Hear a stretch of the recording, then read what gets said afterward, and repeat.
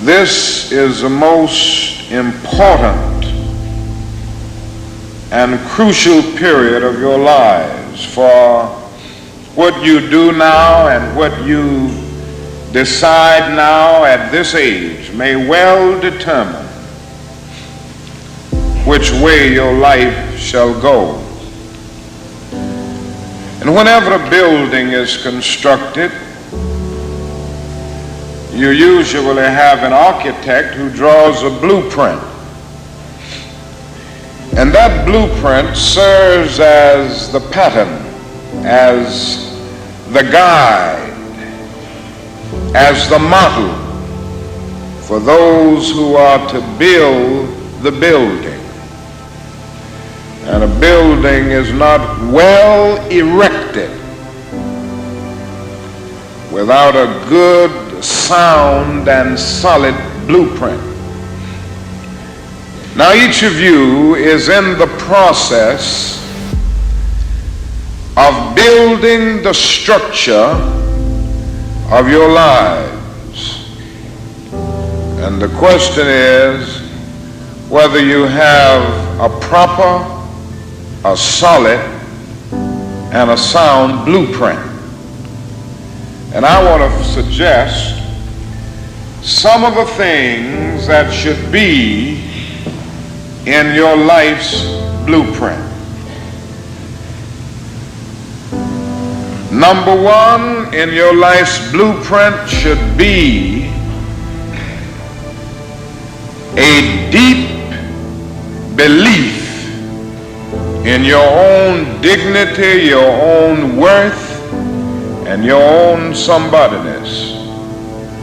Don't allow anybody to make you feel that you are nobody. Always feel that you count.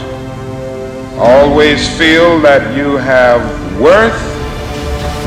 In your life's blueprint, you must have as a basic principle the determination to achieve excellence in your various fields of endeavor.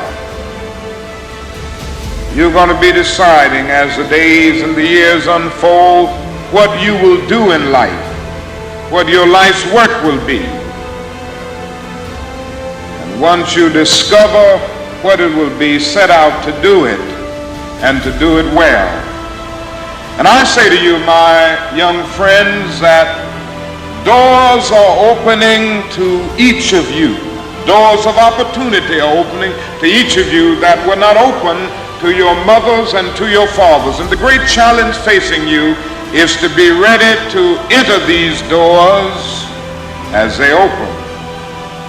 Ralph Waldo Emerson, the great essayist, said in a lecture back in 1871 that if a man can write a better book or preach a better sermon or make a better mousetrap than his neighbor, even if he builds his house in the woods, the world will make a beaten path to his door. That hadn't always been true, but it will become increasingly true. And so I would urge you to study hard, to burn the midnight oil. I would say to you, don't drop out of school, and I understand all of the sociological reasons why we often drop out of school. But I urge you, in spite of your economic plight, in spite of the situation that you are forced to live so often with intolerable conditions, stay in school.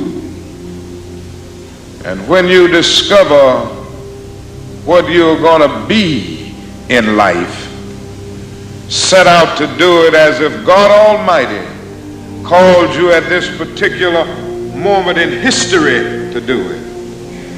And just don't set out to do a good Negro job, but do a good job that anybody could do. Don't set out to be just a good Negro doctor, a good Negro lawyer, a good Negro school teacher, a good Negro preacher, a good Negro barber, a beautician, a good Negro skilled laborer. For if you set out to do that, you have already flunked your matriculation exam for entrance into the University of Integration. Set out to do a good job and do that job so well that the living, the dead, or the unborn couldn't do it any better.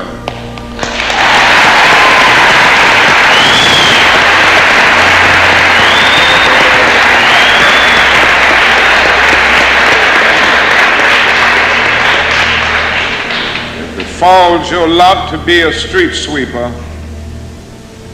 Sweep streets like Michelangelo painted pictures. Sweep streets like Beethoven composed music. Sweep streets like Leontine Price sings before the Metropolitan Opera. And sweep streets like Shakespeare wrote poetry. Sweep streets so well that all the host of heaven and earth will have to pause and say, here lived a great street sweeper who swept his job well.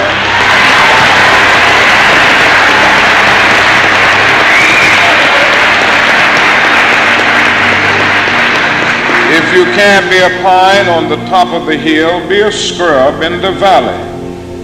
But be the best little scrub on the side of the rill. Be a bush if you can't be a tree. If you can't be a highway, just be a trail. If you can't be the sun, be a star. For it isn't by size that you win or you fail. Be the best of whatever you are.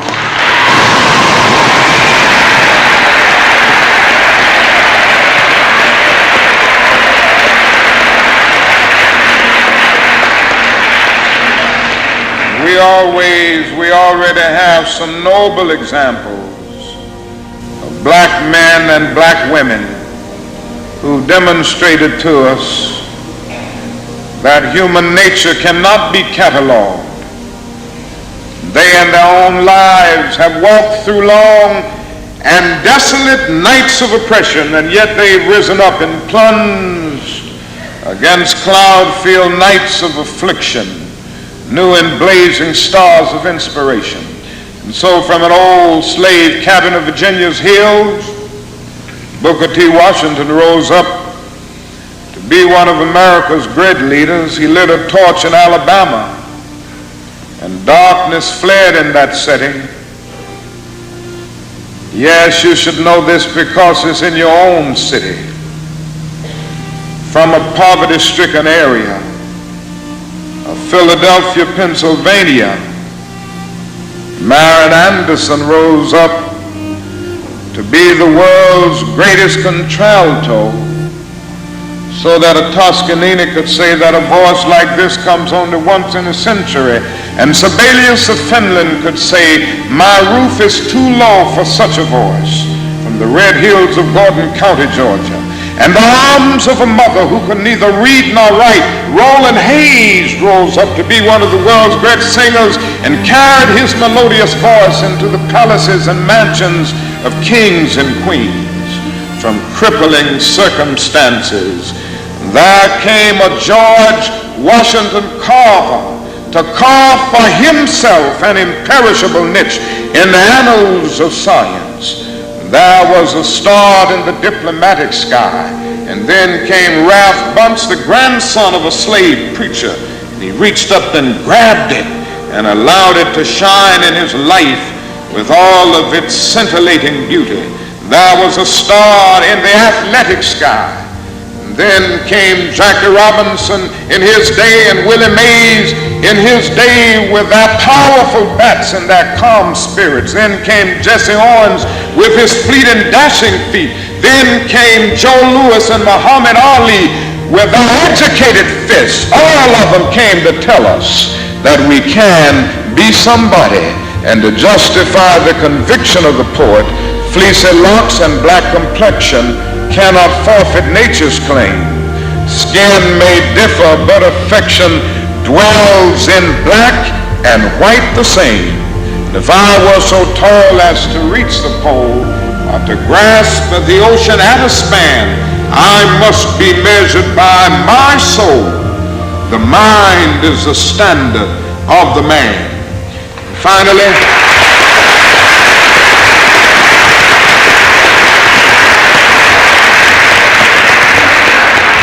Finally, in your life's blueprint must be a commitment to the eternal principles of beauty, love, and justice. Don't allow anybody to pull you so low as to make you hate them. Don't allow anybody to cause you to lose your self-respect to the point that you do not struggle for justice. However young you are, you have a responsibility to seek to make your nation a better nation in which to live. You have a responsibility to seek to make life better for everybody. And so you must be involved in the struggle for freedom and justice.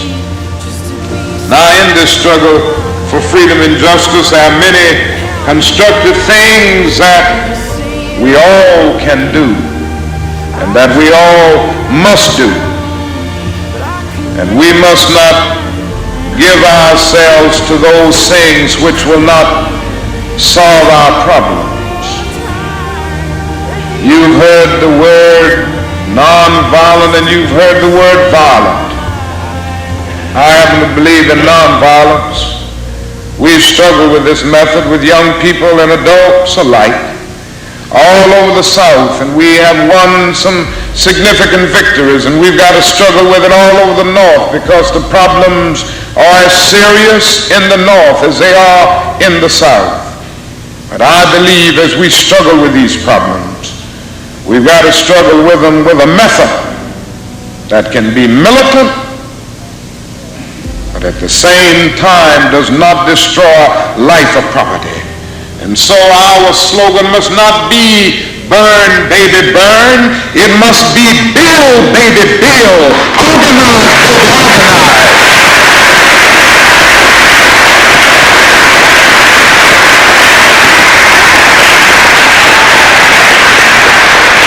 Yes, our slogan must be learn, baby, learn, so that we can earn, baby, earn.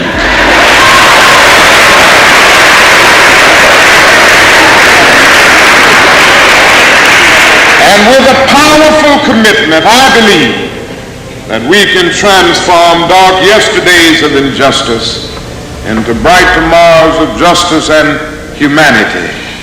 Let us keep going toward the goal of selfhood, toward the realization of the dream of brotherhood, and toward the realization of the dream of understanding goodwill. Let nobody stop us.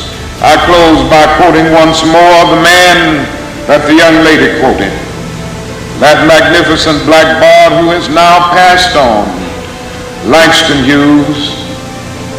One day he wrote a poem entitled Mother to Son. The mother didn't always have her grammar right, but she uttered words of great symbolic profundity. Well, son, I'll tell you, life for me ain't been no crystal stab. It's had tacks in it, boards torn up, places with no carpet on the floor, bare. But all the time, I's been a climbing on and reaching landings and turning corners and sometimes going in the dark where there ain't been no light. So boy, don't you stop now. Don't you sit down on the steps cause you find this kind of hard, but I's still going, boy. I's still climbing. And life for me ain't been no crystal stair. Well, life for none of us has been a crystal stair, but we must keep moving. We must keep going. If you can't fly, run. If you can't run, walk. If you can't walk, crawl, but by all means, keep moving.